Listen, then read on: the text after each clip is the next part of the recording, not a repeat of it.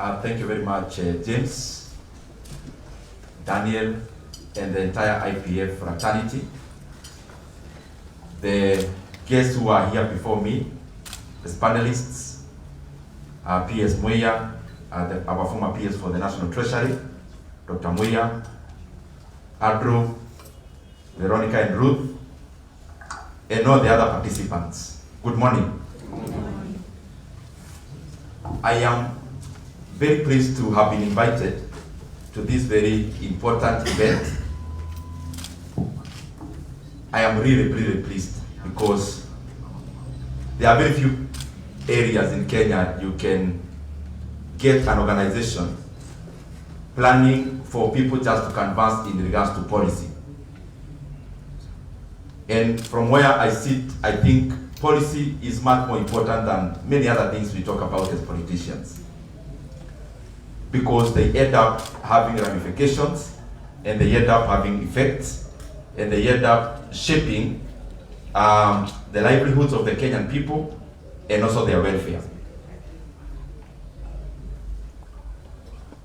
Even the name, Institute of Public Finance, summarizes some of the questions that we had before, especially the intersection between leadership and politics, and also the economy. Because the finance on the IPF is more on public finance, or public money, which is the economy. And I am glad to be in both, on the leadership side, but also on the economic front. In the politics side, it's easy, because you say things subjectively. You don't need to think too much. Anything can pass. You can say anything, it is subjective, it can be directed to somebody. You don't need any empirical evidence for whatever you say. On the economic front, you can easily embarrass yourself if you go off the facts. Because some of the things we deal with are factual. Many things that are can be enumerated, things that can be put in figures, unfortunately. Whatever verbosity you put around it, whatever speech you may put around it, 2 + 2 always is 4. Whatever you describe 4 as, it will end up as 4. So I'm very glad that we are discussing that. And the fact that it shapes the other. Politics shapes the economy, but on the other side also, the economy shapes politics. The more advanced a country becomes, the more aware the people become, and the more uwajibikaji in terms of the politics that is enhanced. And therefore, there is a very thin line, if there is at all. We are in a situation which is very good in terms of global economy. And I've been studying economies over time, and I can confidently say that the global economy now is in summer. Is in summer because there is nothing much in terms of the downside that is ongoing in the global economy. And therefore it presents a very good opportunity for every secular economy of the world to take advantage of the summer to do what they need to do. Why do I say so? Currently, in terms of stability, other than the wars that the economies have already factored in, the economies of the world has already factored in what is ongoing in the Middle East. The economies of the world have already factored in what is happening around somewhere near Europe. We've already factored in that as economies. And fortunately, even in terms of supply chains and in terms of planning, that is already there, and it has been for years. So we have some stability in regards to the global geopolitics. When you look at the economy globally also, we are now in a sphere and in a path of decimated rating rates in terms of lowering of rating rates across almost all the economies of the world. There is quantitative easing across. The Federal Reserve will be meeting, I think, next week, if not this week. Actually, this week, the Federal Reserve of the US. And whatever that meeting will come up with affects my grandmother's plate in the village, affects many things that we do in our economy. The pity is that there is great expectation that we are likely continue with quantitative easing, will likely continue with expansionary policies in the monetary side in terms of lowering of the lending rates, starting from the Fed rate, CPR rate, and of course, supposed also to go to the private sector, supposed to. So the economies of the world are, we are buoyant. I mean, we have all the ingredients of an economy to grow. All of them are on the table. When you have rates going down, rates go down because private sector wants to be incentivized.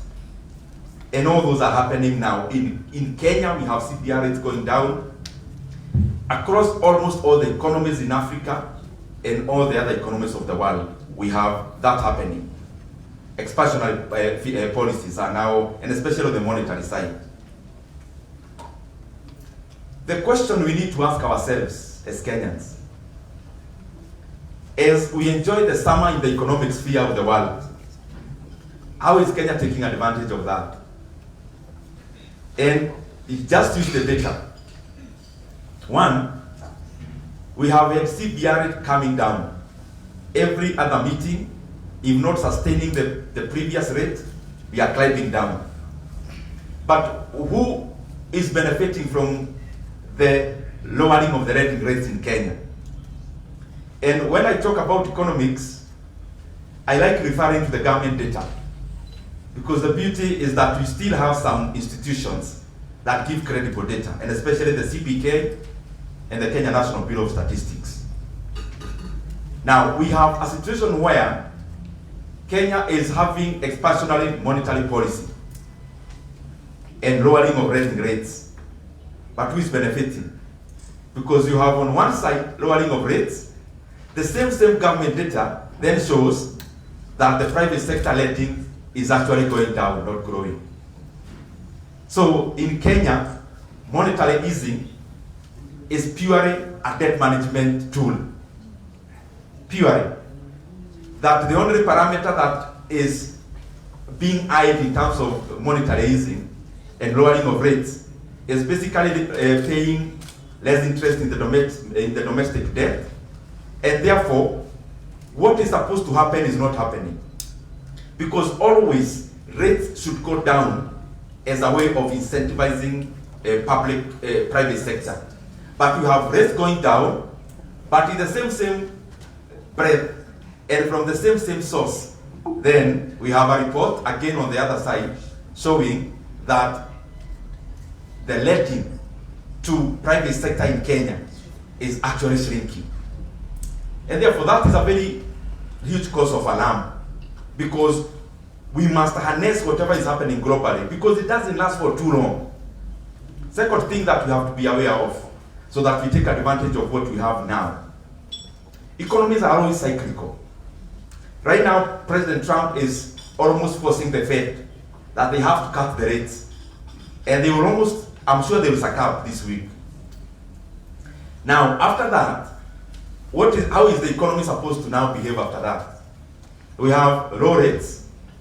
We will definitely, again, in the next few months, start having a discussion about managing inflation, because those go hand in hand together. And the reason why I'm saying that is because we need to harness what we have now as an advantage globally, make a way of making our private sector buoyant and grow, so that in a rainy day, we'll have institutions that will support our economy. But when it is sunshine, we still cannot give warmth to the business sector or the private sector, because the government is crowding out the private sector from banking, from lending. In our economic, I mean, the easiest chapters of economics, we were told one of the roles of government and a central bank is to release money to the people through many tools, including fiscal policy in terms of spending. So we grew up knowing that the work of central bank, in quotes, is to print money, in quotes because it's figurative, and figure out how this money will end up in my pocket. Through many ways, spending, through financial instruments, and the rest. In Kenya, that has reversed. The work of the central bank now and government is actually to mop up money from the private pocket and then give to the government. That is why you see every month we are having fundraisings from government in terms of raising money. And what has that brought now, up to now? Out of those things that I'm talking about, our national debt now has grown to 12 trillion Kenya shillings. Over. It's now, because we borrow every day on average, maybe we are now talking about 12.4 trillion Kenya shillings. I have figure from the previous times that we talked about debt. And I talked about these figures the other day, which are factual again. And every Kenyan, the beauty about Kenya now is that we may have shortfalls, but at least the Constitution guarantees that we get part of the public information for free when you need it. So, the current debt is over 12 trillion shillings. So in a year we are borrowing 1.25 trillion Kenya shillings. And by the way, last year, government went against the law and overborrowed more than it had been budgeted. Because we had budgeted as a country to borrow around 1 trillion Kenya shillings. The government, by the close of the last financial year, actually borrowed more and borrowed 1.25 trillion Kenya shillings. What that means is that we are borrowing around 100 billion every single month. And every single day, including today, Monday. By tomorrow morning, the country will have borrowed 3.5 billion every single day. And therefore, every hour we are talking about around 140 million shillings every hour. So we've been here for 2 hours. So we borrowed that much. And, you know, many times I think we need to sober up as a country. Because if we don't sober up, the economy will force us to sober up. And when the economy forces us to sober up, it will not be very easy, like giving a speech as I'm doing today. The ramifications will be dire. Maybe what we need to do is to take some of the people from the National Treasury for a benchmarking trip to Ghana. And they interact with real people. Not the economy. You know, many times you talk about jargons, GDP and the rest. You now go and interact with a pensioner in Ghana. Interact with a person who had bought government instruments in Ghana, who after they borrowed too much, they had to call borrowers in a round table and tell them, guys, listen, I know I owe you 1 million shillings, but from today I am the sovereign. I owe you only 700. That's what they call a haircut. Okay, take government to court, you are given even something, you have to chart a government.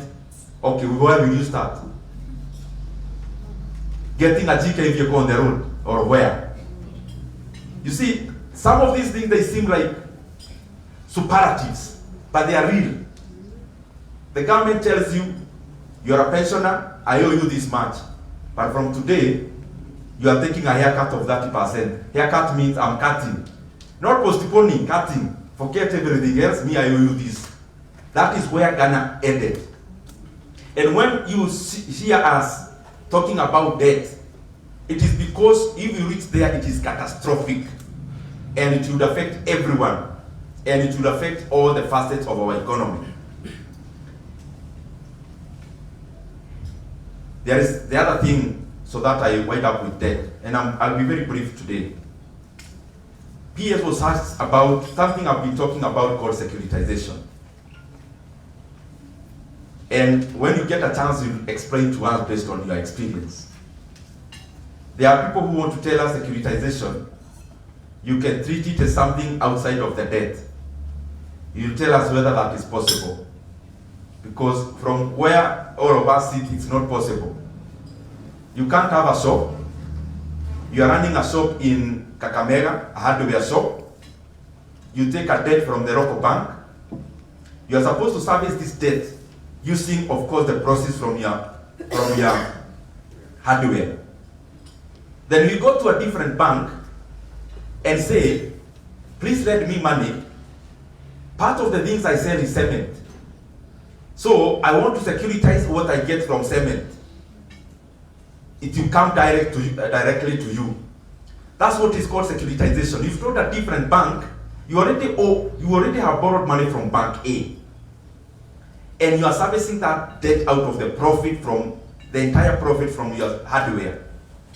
Then you get another bank on the side and you tell them the revenue from cement and from steel, chuma, ile nauza, it will now be coming to you.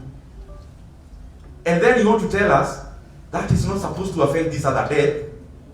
I mean, I keep saying, every time you hear about a big Kizungu Miki context in Kenya, coming from government, you hear a big name like the securitization, it is just supposed to tire you so that you don't question. But something must be happening that is not right. And just do your math, you'll see. I talked the other day about a debt of a boat that was raised by securitizing sports fund to build stadiums.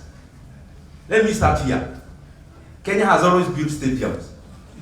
You know, many times you want to appear like we are now, we have innovated ways of building stadiums in Kenya. Kenya has always built stadiums. We have never securitized any revenue. So the issue about building a stadium is not there. The issue is about how are you building. So we end up borrowing around 45 billion Kenya shillings. Whichever method you use, even if you use future value of annuity, or you use a simple arithmetic of interest rate, in 15 years, Kenya will have paid interest rate of over 100 billion on a loan of 45 billion. And those are facts. Then we go and securitize fuel levy. And we say we are building roads with this fuel levy. Let me start here. Kenya has always built roads. All the roads we saw in our villages and estates when we were growing up, it was not black paint painted on our roads. It was tarmac. So it's not a new invention. We have always built tarmac roads. We have always built Mombasa Road is a road that was built many years back. Thika Road, the road to the Western Corridor. It's not new, it has been there. But now, we want to collect money that Kenya is supposed to collect for the next 7 years. We want to collect today and use it today. Now, the government in the ensuing years, what are you going to come to do as government?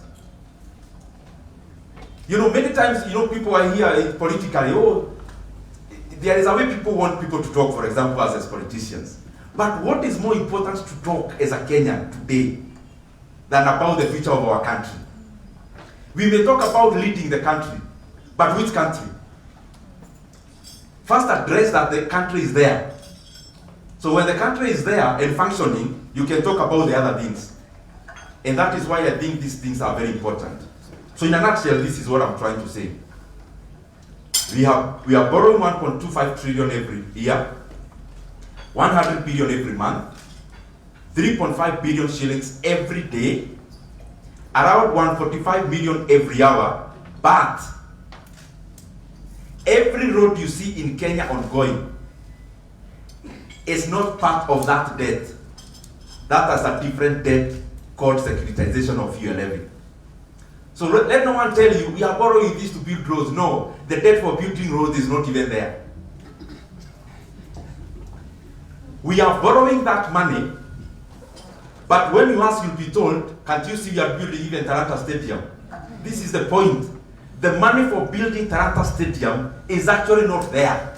It is a different debt, not included in this mainstream debt. The other thing, so that, because it's the same, this issue of debt is big. Now, we want also to expand a lot of things to be seen for optics, as they are also good for the economy. The road from Nairobi to Nakuru is long overdue in terms of expansion. And the people who use that road deserve that road to be dualed. But even the money for dualing Nairobi-Nakuru highway, that money is also not part of the borrowed money, the 12 trillion. That is some other money we are raising through a baptized name called PPP.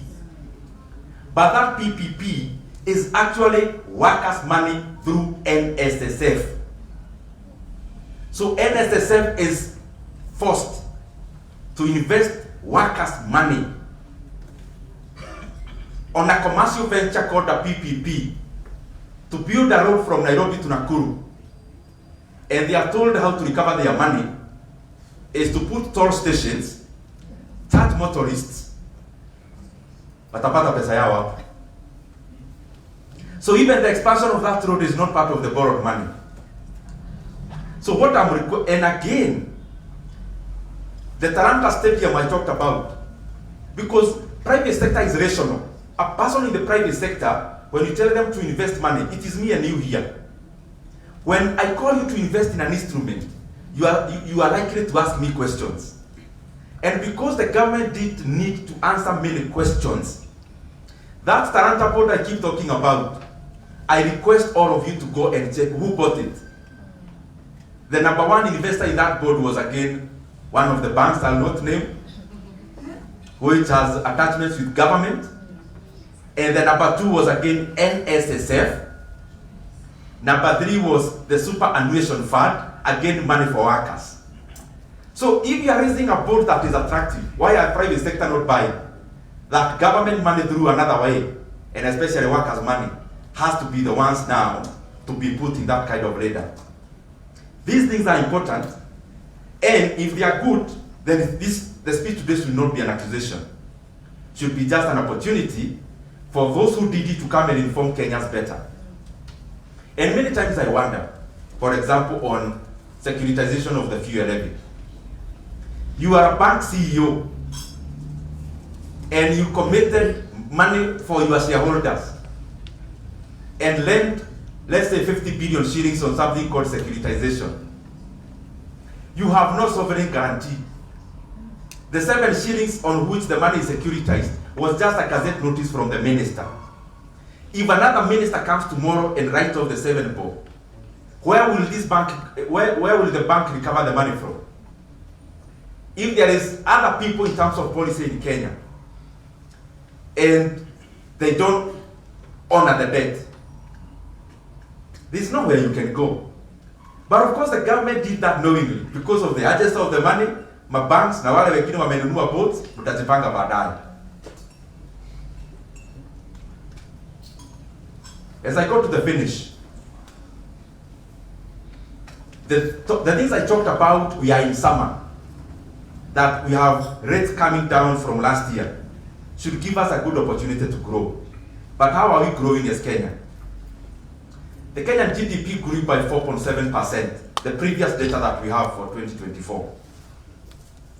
And by that, we extol that growth. But how is it in the region? Kenya was actually the last in terms of growth in our region. Rwanda grew by 8.9% in the same period. Tanzania grew by 5.5% in the same period. Uganda grew by 6.1% in the same period. So what I'm trying to say is that we have to be logical, everyone who has a position to make decisions for our country. So that even as we give good narratives out there, narratives can only sell up to some point. And then from there, the reality knocks the door. Kenya has the potential to be the leader in terms of economic growth in the region.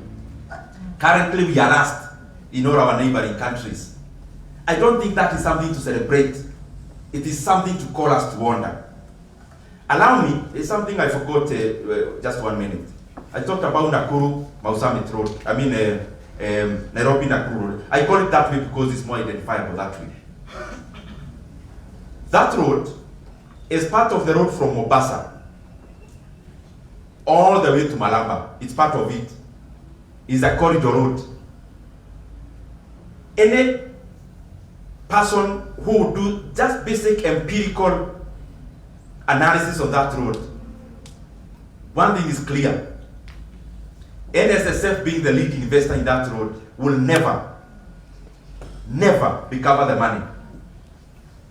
But that road also must not be tolled, because for ease of doing business, the reason why other economies would do better than us is when investors start choosing those countries better or more than us.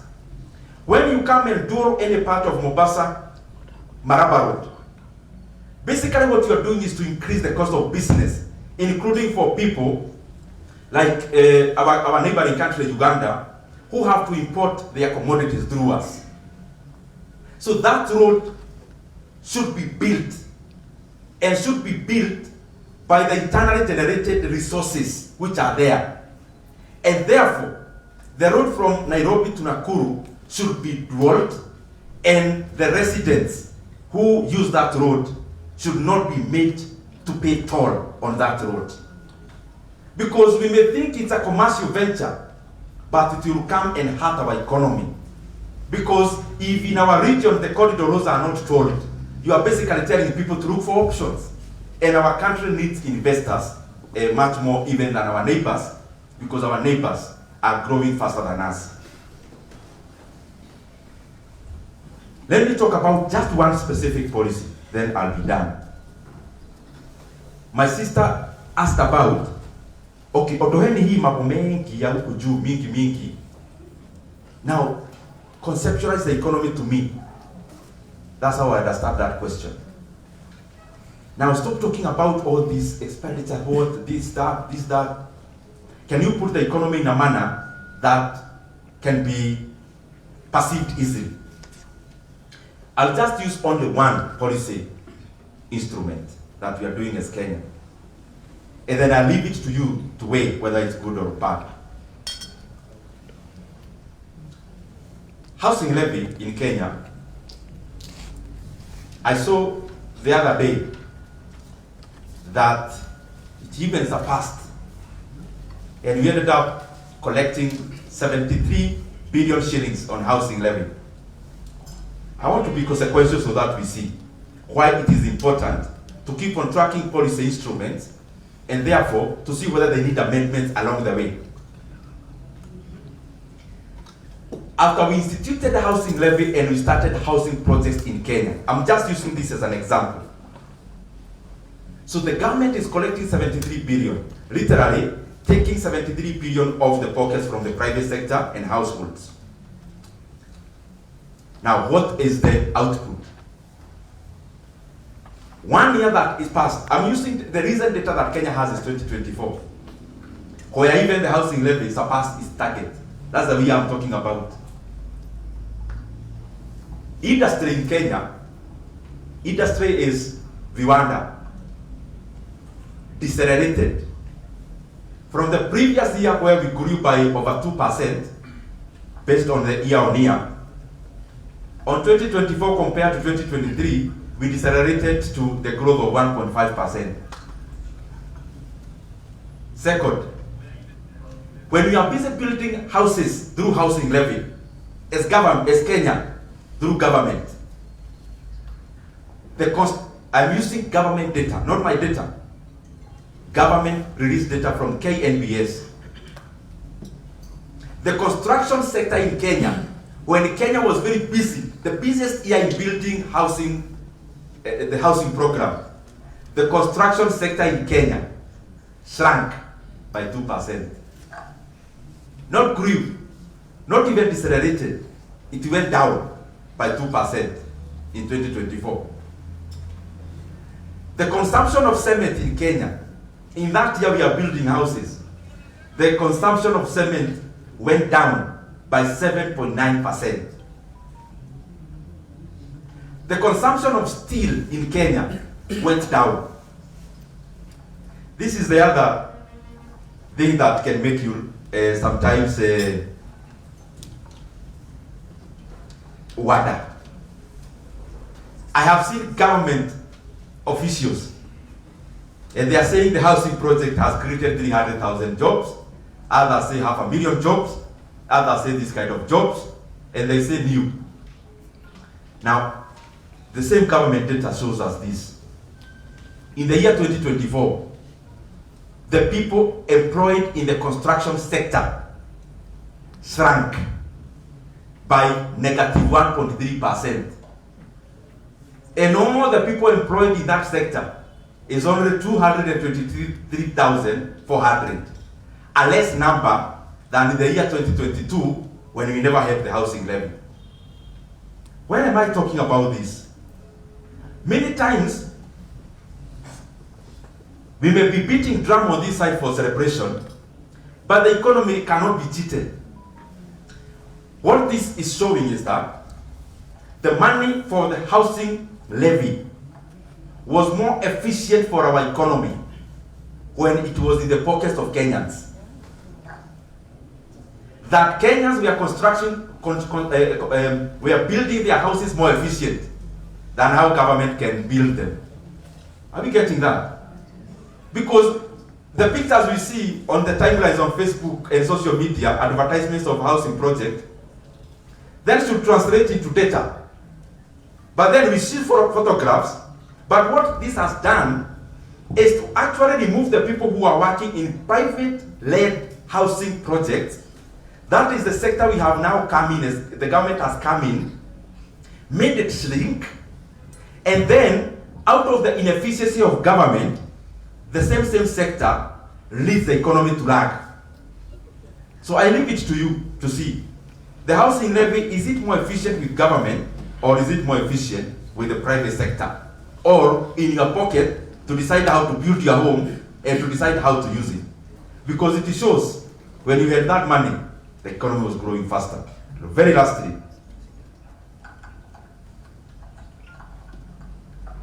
sometimes ile karatasi April wanatumia kutangaza mafuta imeshuka, si iko bei kali hata kuliko ile bei wanashukisha nayo mafuta. Because now I have seen that fuel has now come down by 11 cents for diesel. 11 cents means 0.11 shillings. And for petrol, I have seen it 0.8. If I look, the peak of fuel in Kenya, the peak globally, was in around, for the last several months, was in June, around 23rd, globally.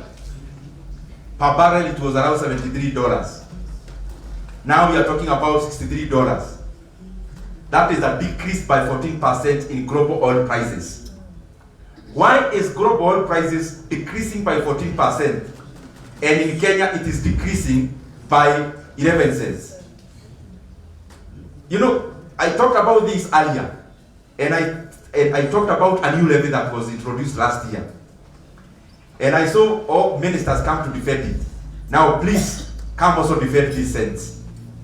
Because this issue of fuel prices is not an easy topic. It is very important. Because our factories run on fuel.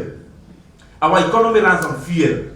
When we keep on increasing the cost of fuel, at any point we get an opportunity, and we do not in commensurate manner lower when the global oil prices are going low, we are basically handing over Kenya to our neighbors.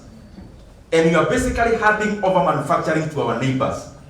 We are basically saying we are inefficient in all the facets of the economy that use fuel. Let us be forthright, and we make sure, with the same haste that the government raises fuel prices when fuel prices goes up globally, it should be the same haste fuel prices come down. And we keep on knowing, the more levies we increase, the more cost we put on in terms of fuel, immediately, the more we make our economy inefficient, and we hand over our opportunities to other countries who are neighboring. I thank you very much. May God bless you.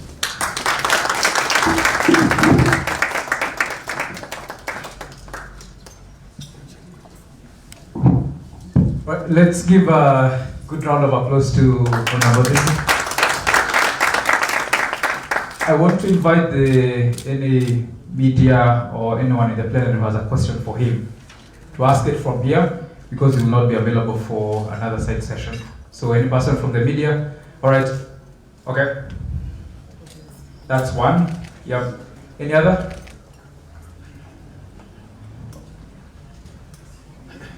Right, you can come on in.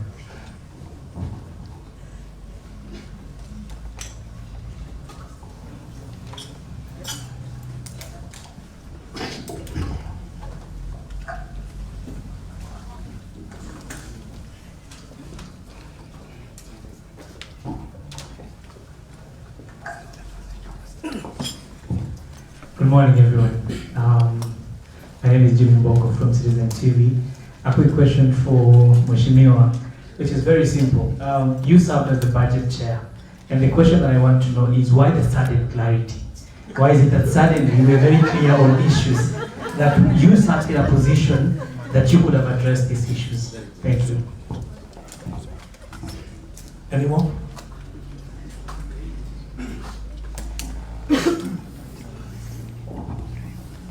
Good morning, everyone. I am Brian Jojotino from Nation Media Group, just across the street over here.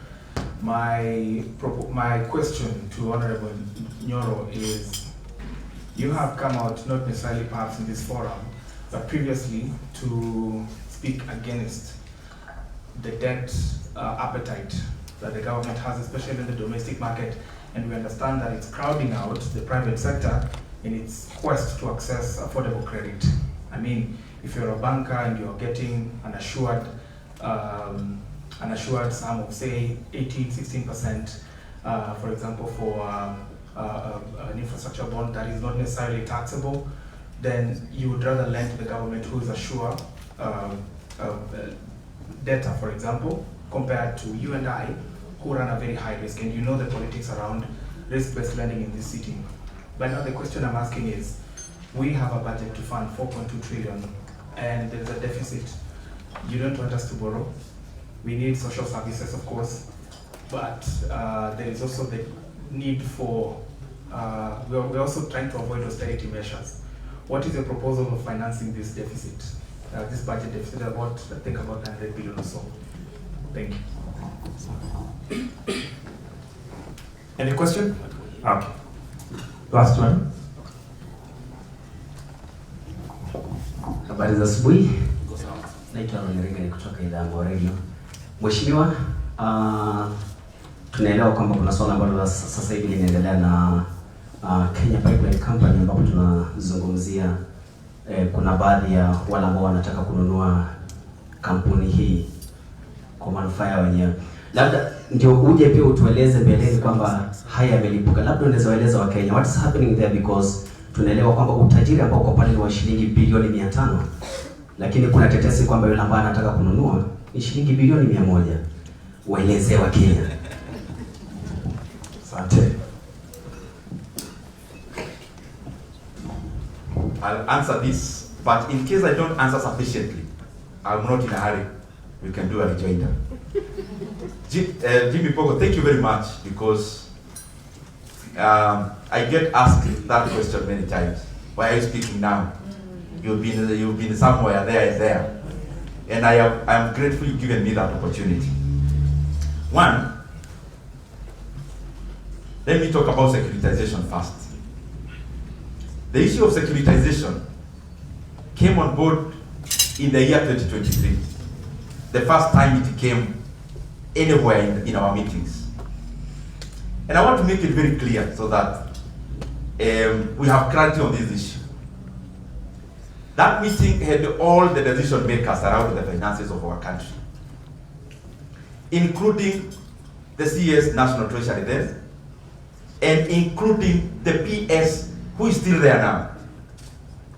And I want to confirm to Kenyans, in the meeting I was, we all declined this issue of securitization, because it was common knowledge to all of us that any money you borrow through securitization is a debt, and therefore cannot be treated separately as anything different. And therefore, I think that suffices. I was there, we could not. Secondly, I would request that we all check the reports that came out of the Parliamentary Budget Office in the last 3 years. And you check our stand on debt. And you check our stand on the things I'm talking about. And you'll see consistency in what we stand for. And even beyond me, even my seniors then, every time they could speak, no one was speaking in terms of borrowing. Everyone was speaking in terms of lowering our appetite for debt. But when it comes to action, there is something different. The last thing, when you are serving in a capacity that I was serving before, just as you serve in any other capacity around government, because as you understand, when in the positions of departmental committees and other committees like the one I was, you work very closely with the National Treasury and the government of that time. There is something called, I would call it collective responsibility. And this is what works politically. In politics, you leave your seniors to talk about all the good things.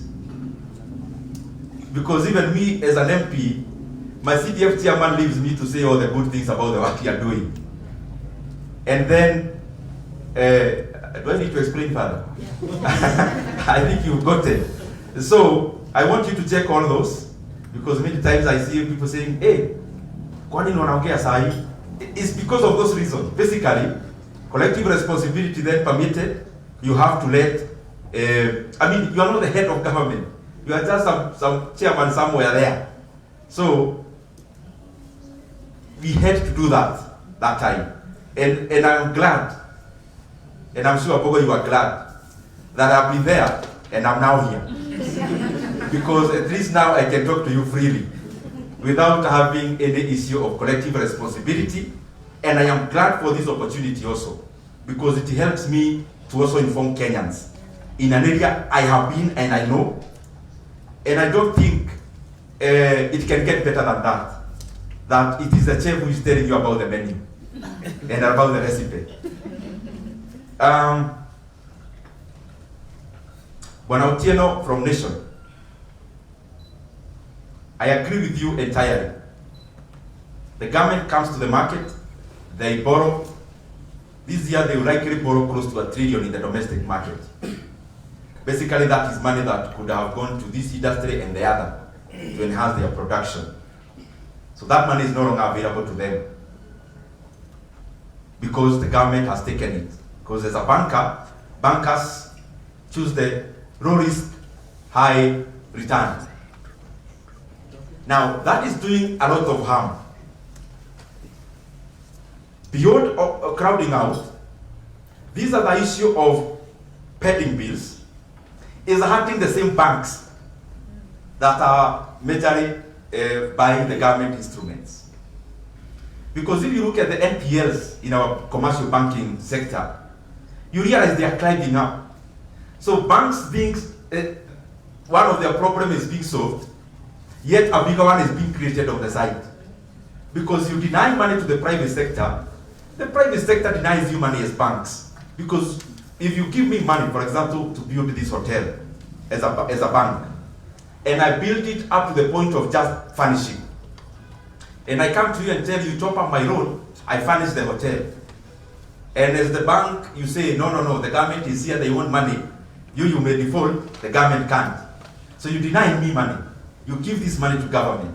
So all the money I had borrowed from you to put up the structure, then I will not be able to pay you. So that is booked in the books of the banks, commercial banks, as an NPL. So this one side, the commercial banks think they are taking advantage of the high appetite of borrowing locally, but on the other side, it is hurting them directly through NPLs, and especially when private sector cannot pay. But then you asked, where do we get money from? And I'll ask you, money for what? This is the reason. We have a budget of 4.2 trillion. Okay, what is fundamental between this year and last year, for example? If we have an increase of 200 billion, what is this so fundamental that we are doing this year that we are not doing last year, that we have added a budget of 200 billion? I want just to point to one thing. Why? Some of the money we are borrowing, Kenya does actually not need it. Here they are experts in the economy. Go and check the budget that we are implementing today. And you realize Kenya has budgeted over 50 billion Kenya shillings for political management. Those who are here, they know what I mean, political management. The money you see being dished out is not grown. It comes from your pocket. And I want you to go check. One of the parameters I saw Kenya was to do last year was to do away with confidential fund. Go check how much money it is in all the areas that confidential fund is. And you realize the money we borrowed for Talanta Stadium, we have also budgeted an equivalent money just for political management. Political management. I'm being diplomatic.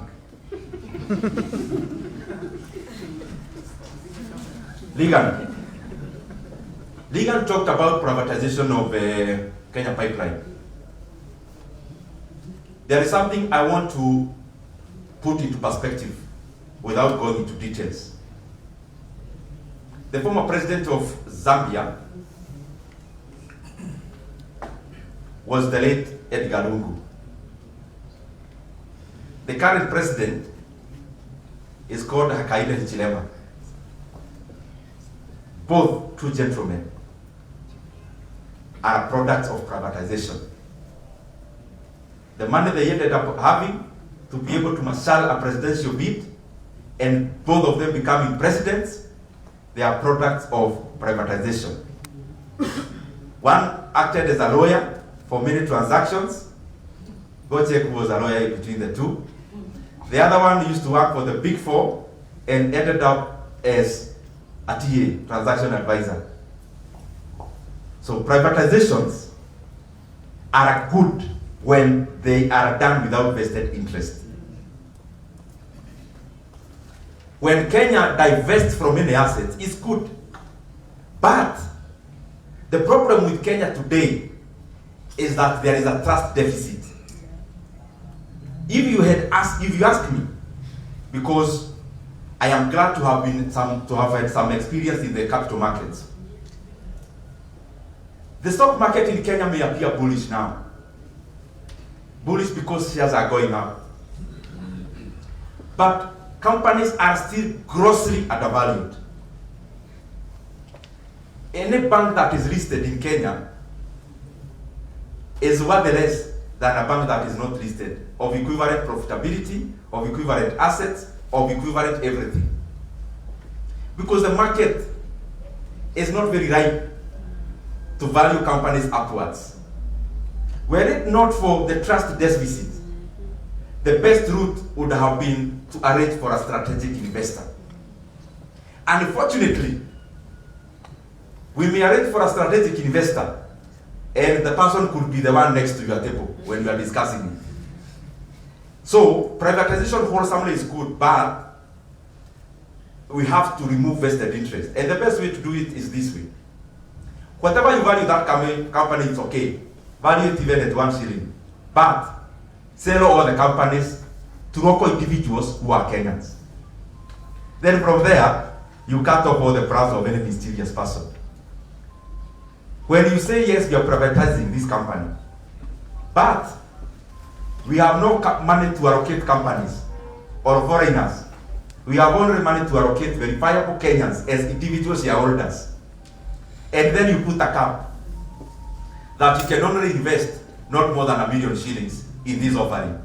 Then from there, utasikia hiyo, we postpone, we do this, then namna hiyo. Asante.